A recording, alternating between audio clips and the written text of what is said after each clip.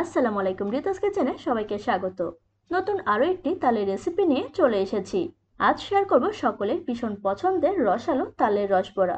এই তালের রসবড়া খেতে দুর্দান্ত নরম তুলতুলে, মুখে দিলেই মিলিয়ে যায়। চলুন শুরু করা যাক। ফার্স্টে ব্যাটারটা রেডি করে নিব। মিক্সিং বলে মেজারমেন্ট কাপে 3 কাপ চালের গুঁড়া দিয়ে দিচ্ছি। আপনারা চাইলে ময়দা দিয়েও বড়াটা তৈরি করে নিতে পারেন। মিষ্টিটা অ্যাডজাস্ট করার জন্য অল্প লবণ দিয়ে দিলাম। কিছু নারকেল এভাবে কুচি করে কেটে দিয়ে দিলাম। কোরানো নারকেলও ইউজ করতে পারেন।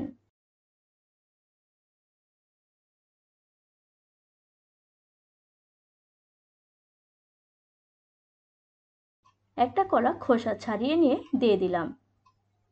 কলা দিলে বড়াটা অনেক সফট হয়, খেতে দারুণ লাগে।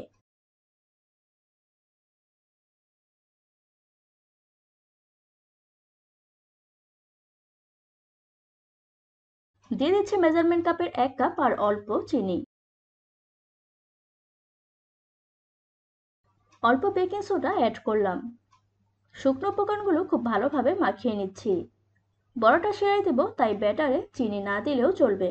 তবে যদি সেরাই দিতে না চান, সেক্ষেত্রে ব্যাটারে চিনি দিয়ে বড়াটা তৈরি করে খেতে পারেন। তবে আমি ব্যাটারে চিনি দিয়েছি এবং শিরাতেও দিব বড়াটা। এতে করে টেস্টটা দ্বিগুণ বেড়ে যায় বড়ার। তাই চিনিটা ব্যালেন্স করার জন্য খুব বেশি চিনি ব্যাটার ইউজ করিনি। অল্প পাউডার মিল্ক অ্যাড করেছি। এটা সম্পূর্ণ অপশনাল, আপনারা চাইলে স্কিপ করতে পারেন। তবে পাউডার মিল্ক দিলে টেস্টটা অনেক ভালো হয় বড়ার।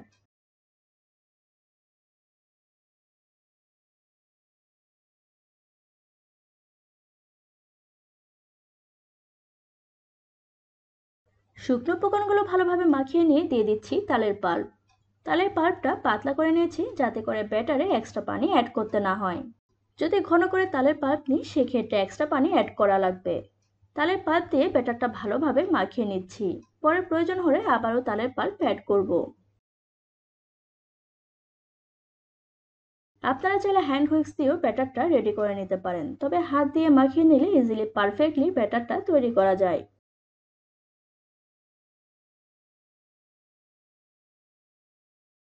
আরও তালের পাল্প প্রয়োজন, আরও কিছু তালের পাল্প অ্যাড করেছি। একসাথে তালের পাল্প বেশি দিলে ব্যাটারটা পাতলা হয়ে যেতে পারে। তাই অল্প অল্প পাল্প দিয়ে ব্যাটারটা রেডি করে নিলে কনসিস্টেন্সিটা ঠিক থাকে। আবারও ব্যাটারটা ভালোভাবে মাখিয়ে নিচ্ছি।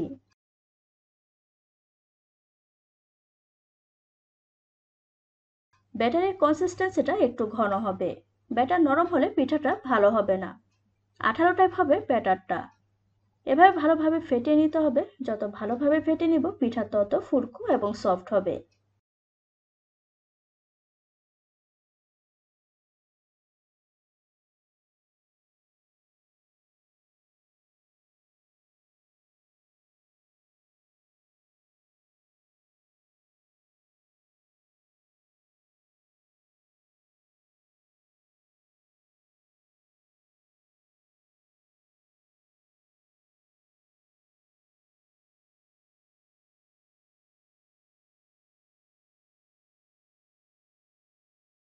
কনসিস্টেন্সিটা দেখুন, ঠিক এমনটাই হবে। ব্যাটারটা আঠালো এবং ঘনই থাকবে।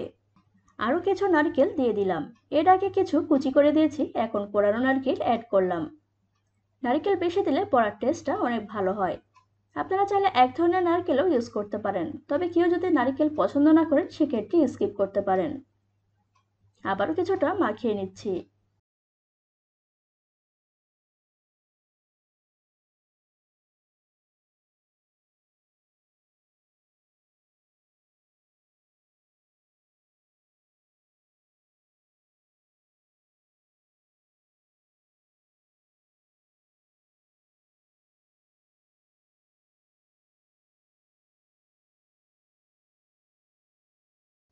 ব্যাটারটা হাফ অ্যান আওয়ার রেস্টে রেখে দিব। এতে করে পিঠাটা ফুলকো এবং নরম হবে। হাফ অ্যান আওয়ার পর বড়াগুলো ভেজে নেওয়ার জন্য চলে এসেছি। বড়াগুলো ডুবো তেলে ভাজতে হবে। কড়াইতে পর্যাপ্ত তেল দিয়েছি। তেলটা গরম হয়ে আসলে চা চামচ দিয়ে অল্প অল্প ব্যাটার দিয়ে দিচ্ছি। আপনারা চাইলে হাতে অল্প অল্প ব্যাটার নিয়েও সেটা দিয়ে দিতে পারেন।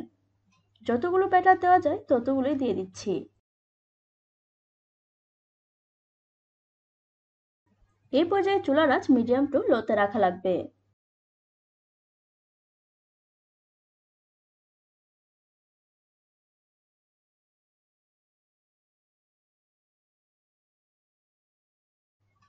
এই বড়াগুলো তাড়াহুড়া করে ভাজা যাবে না, হাই ফ্লেম দিয়েও ভাজা যাবে না।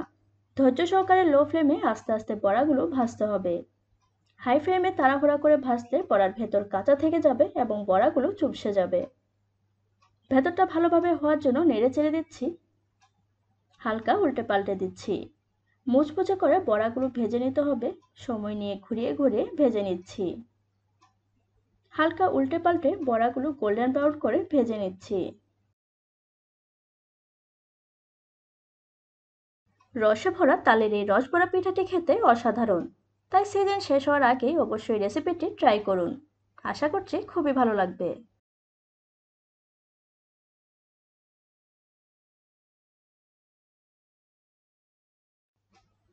তালের অনেক ধরনের পিঠা আমরা তৈরি করে থাকি, তবে এই রসবড়াটি না খেয়ে থাকলে রেসিপিটি দেখে অবশ্যই বাসায় ট্রাই করবেন। আশা করছি পরিবারের সবাই খুবই পছন্দ করবে। ঘরে থাকা উপকরণ দিয়ে ঝটপট বানানো যায় এই তালের রসবড়া পিঠাটি।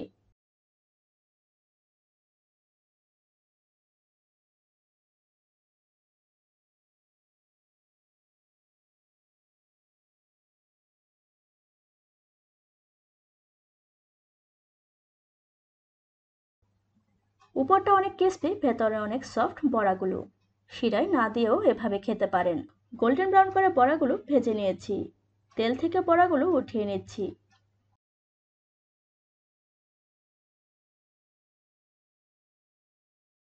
সেম প্রসেসে সবগুলো বড়া ভেজে নিয়েছি। চলে এসেছি শিরাটা তৈরি করে নেওয়ার জন্য। মেজারমেন্ট কাপে 1.5 কাপ পানি দিয়ে দিচ্ছি। মেজারমেন্ট কাপের 1 কাপ চিনি দিয়ে দিলাম। অল্প এলাচ গুঁড়া দিয়ে দিলাম, আপনারা চাইলে আস্ত দুটো এলাচ ইউজ করতে পারেন। যেহেতু আমি ব্যাটারে চিনি ইউজ করেছি, তাই শিরাতে 1 কাপ চিনি ইউজ করলাম। চিনিটা আপনারা আপনাদের প্রয়োজন অনুযায়ী অ্যাডজাস্ট করে নিতে পারেন। নেড়ে চেড়ে চিনিটা মেল্ট করে নিচ্ছি। শিরাটা খুব বেশি জাল করে ঘন করার প্রয়োজন নেই, একটা বলক আসলেই চলবে। জাল করে শিরাটা ঘন করে নিলে বড়ার ভেতর শিরাটা ঢুকবে না। শিরায় বলক চলে এসেছে, ভেজে রাখা তালের বড়াগুলো দিয়ে দিচ্ছি। এ পর্যায়ে চুলার আঁচ লো ফ্লেমে রেখেছি।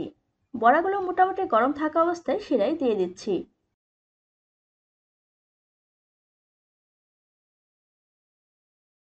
তালের এই রসবড়া বাসায় না বানালে বোঝার উপায় নেই কতটা লোভনীয়। একবার বানিয়ে খাওয়ালে বারবার বানানোর রিকোয়েস্ট আসবে এই রসবড়া বানানোর জন্য।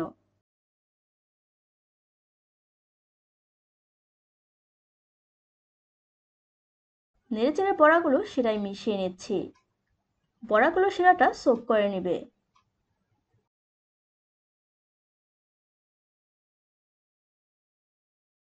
এভাবে খুব সহজেই বানিয়ে নিন ফুলকো এবং নরম তুলতুলে তালের রসবড়া। একবার খেলে বারবার খেতে মন চাইবে।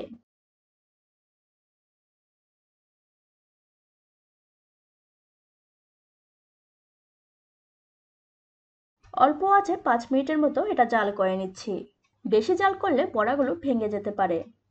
চাইলে গরম থাকা অবস্থায় সার্ভ করতে পারেন, আবার চাইলে ঠান্ডা ঠান্ডাও সার্ভ করতে পারেন। দেখুন কতটা রসালো হয়েছে, নরম তুলতুলে। ফ্লেম অফ করে 15 মিনিট এভাবে রেখে দিয়েছি। এতে করে শিরাটা আরো ভালোভাবে বড়ার ভেতরে প্রবেশ করবে। এভাবেও সার্ভ করতে পারেন, আবার রস থেকে উঠিয়েও সার্ভ করতে পারেন। রেডি হয়ে গিয়েছে সুমিষ্ট তালের রসবড়া পিঠা। আশা করছি আমার আজকের তালের রসবড়া পিঠা রেসিপিটি আপনাদের ভালো লেগেছে। যদি ভালো লেগে থাকে তাহলে আমার চ্যানেলটি সাবস্ক্রাইব করে আমার পাশে থাকুন।